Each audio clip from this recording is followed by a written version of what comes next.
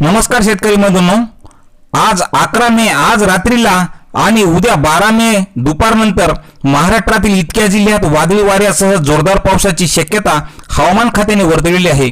हवामान विभागाने वर्तवलेल्या अंदाजानुसार कोकणातील सिंधुदुर्ग, रत्नागिरी, रायगड, पालघर, ठाणे तसेच कोल्हापूर, सांगली, सातारा, पुणे, नगर, नाशिक या जिल्ह्यात विजा आणि मेघगर्जनेसह जोरदार पावसाची शक्यता राहील।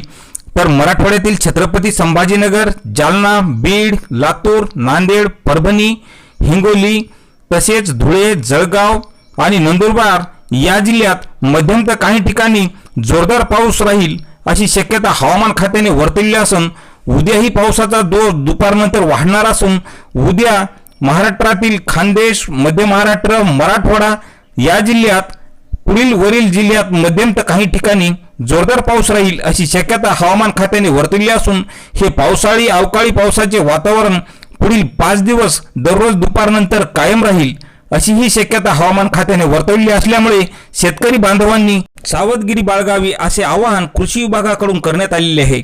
अशाच हवामानाच्या प्रत्येक बातमीसाठी चॅनलला सबस्क्राईब करा। धन्यवाद।